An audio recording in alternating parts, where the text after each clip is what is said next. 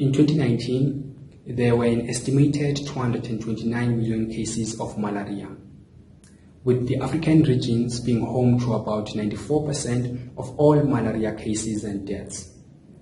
Now, treatment have been used to try and combat malaria.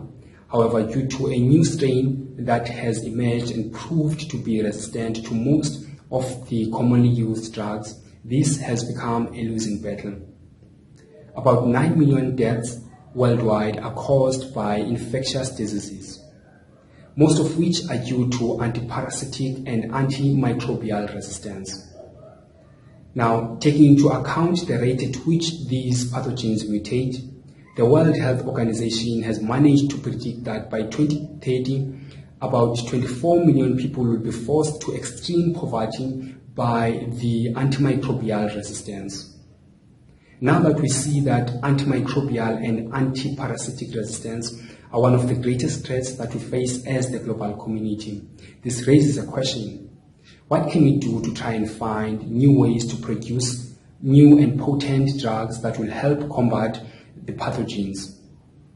Well, my research seeks to alleviate this predicament by using a simple acid-base extraction method and a cost-effective purification technique to try and isolate compounds that are new and potent from a medicinal plant that is indigenous to South Africa.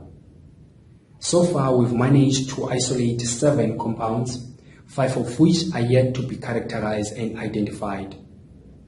These isolated compounds are going to be tested or assessed for their biological activity against known bacterial and parasitic strains.